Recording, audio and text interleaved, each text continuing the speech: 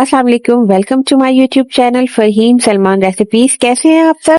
आज जो मैं रेसिपी आपके साथ शेयर कर रही हूँ वो है मजेदार सा चटपटा सा आलू कीमा। आलू कीमा बनाते हुए अक्सर ये शिकायत होती है कि कीमा अलग हो जाता है, पानी अलग हो जाता है और बिल्कुल भी ये या फिर बहुत ही ड्राई ड्राई हो जाता है और उसका टेस्ट जो है बिल्कुल मजेदार नहीं लगता। आपको एक मजेदार सा आलू कीमे की रेसिपी बताऊंगी कि किस तरह से आप आलू कीमा बनाएं जो बहुत ही मजेदार बने और ना ही वो पानी छोड़े, मसाले से अलग हो और ना ही वो बहुत ही सूखा सूखा सा बने। तो आइए सबसे पहले हम इंग्रेडिएंट नोट कर लेते हैं कि मैंने आधा किलो कीमा लिया है। ये मोटा मोटा हाथ का कुटा हुआ कीमा है, आप मशीन का भी ले सकते हैं।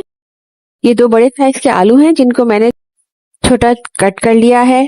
2 दरमियाने साइज के टमाटर हैं, 2 बड़ी प्याज है स्लाइस में और ये 4 टेबल स्पून के करीब दही है, 1 टेबल स्पून के करीब अदरक लहसुन का पेस्ट है, हाफ टी स्पून के करीब हल्दी पाउडर है, 1 टीस्पून के करीब कुटी हुई लाल मिर्चें हैं, 1 टेबल स्पून के करीब पिसी हुई लाल मिर्चें हैं, 2 टेबल स्पून के करीब पिसा हुआ धनिया है, नमक है हस्बे जायका, ये 3 से 4 हरी मिर्चें हैं, थोड़ा सा साबुत गरम मसाला है जिसमें हाफ टी स्पून के करीब जीरा है, 2 से 3 काली मिर्चें हैं, 2 से 3 लौंग है और 1 टुकड़ा दालचीनी का है, 1 बड़ी इलायची है। अब एक पतीले में तकरीबन हाफ कप के बराबर हम ऑयल लेंगे और उसमें जो हमने प्याज को स्लाइस करके रखा है वो ऐड कर देंगे। अब प्याज को हल्का सा गोल्डन ब्राउन करना है, डार्क डार्क सा नहीं करना है वरना तो सालन का कलर बिल्कुल भी अच्छा नहीं आता। प्याज से बहुत ज्यादा डिपेंड करता है सालन का कलर और टेस्ट।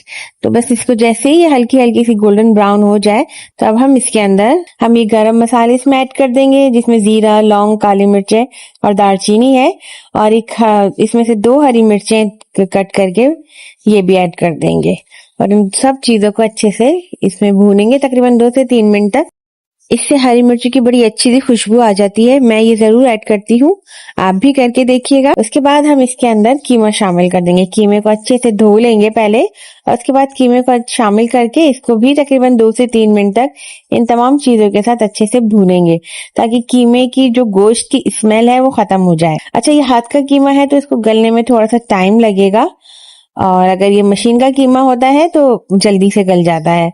तो जी इसको थोड़ी सी देर 2 से 3 मिनट तक भूनने के बाद हम इसमें 1 टेबल स्पून अदरक लहसुन का पेस्ट शामिल कर देंगे और इसके साथ भी अच्छे से भूनेंगे। इससे क्या होगा, भूनने से कि जो कीमे की स्मेल है एक वो बिल्कुल से खत्म हो जाएगी और अदरक लहसुन की स्मेल भी खत्म हो जाएगी और एक भूनने की अच्छी सी खुशबू आने लग जाएगी। ये भुन गया है अच्छे से। अब हम इसके अंदर मसाले ऐड करेंगे।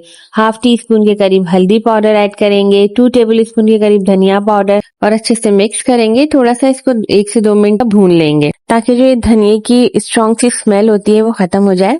अच्छे से भून लेने के बाद इसमें 1 टीस्पून के करीब पिसी हुई लाल मिर्चें जो है आप अपने हिसाब से कम या ज्यादा कर सकते हैं, मगर कीमा थोड़ा चटपटा अच्छा लगता है क्योंकि आलू भी डलते हैं। ये मिर्चों का तनासुब बिल्कुल परफेक्ट है। अब इसको मसाले के साथ भी बहुत अच्छे से भून लेंगे। साथ ही हाफ टी स्पून या फिर हस्बे जायका नमक शामिल कर लेंगे। अच्छे से मिक्स करेंगे, तमाम मसालों को अच्छे से भूनेंगे एक दफा और ताकि मसाले भुनने की अच्छी सी खुशबू आ जाए और जो ऑयल है वो सेपरेट हो जाए। अच्छी तरह से ये भुन गया है।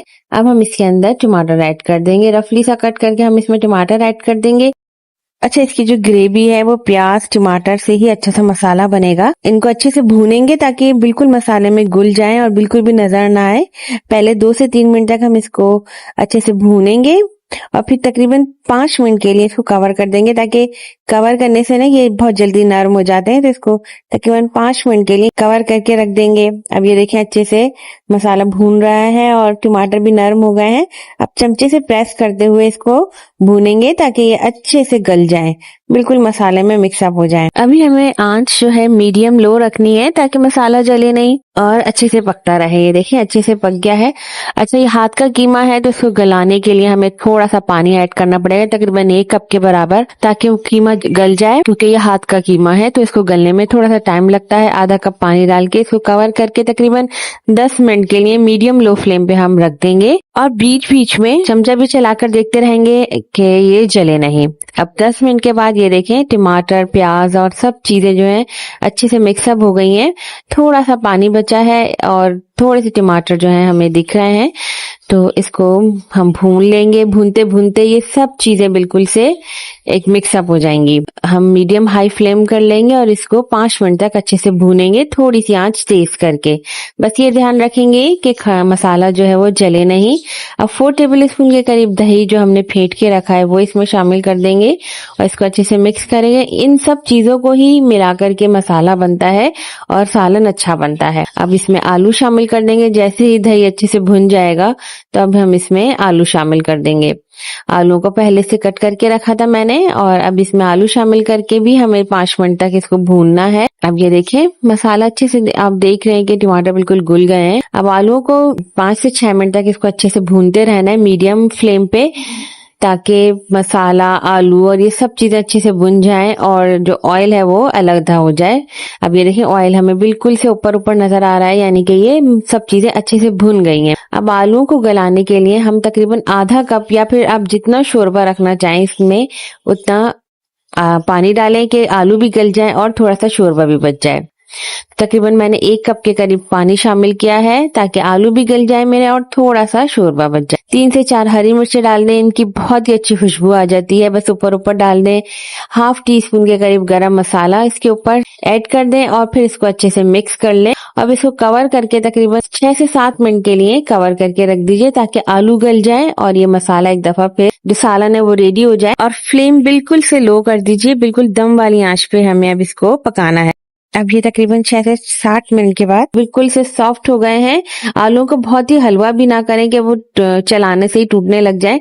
बिल्कुल नॉर्मल अच्छा सा गला लेंगे। देखें आलू बिल्कुल से अच्छे से गल चुके हैं। अब इस वक्त आप इसको चेक कर सकते हैं कि आपको इसको कितना लिक्विडी रखना है, यानी इसके अंदर कितना पानी रखना है। अगर आपको कीमे में बिल्कुल ड्राई रखना है, यानी भुना भुना सा कीमा आलू रखना है, तो आप इसको तेज आंच करके थोड़ा सा भून लें।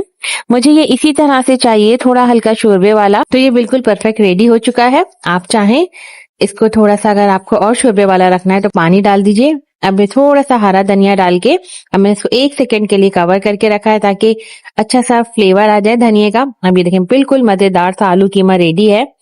और ये देखें ये कितना मजेदार जूसी लग रहा है और बिल्कुल ऐसा नहीं है कि मसाला अलग, कीमा अलग और आलू अलग। ये बिल्कुल एकदम मजेदार, मसालेदार और चटपटा सा ढाबा स्टाइल कीमा आलू है। ऊपर से आप धनिया और हरी मिर्चियाँ और बारीक कटी हुई अदरक डाल के इसको सर्व करें। नान या चपाती के साथ एंजॉय कीजिए। आप पराठे और बॉइल्ड राइस के साथ भी इसको एंजॉय कर सकते हैं। मुझे दीजिए इजाजत। अल्लाह हाफिज।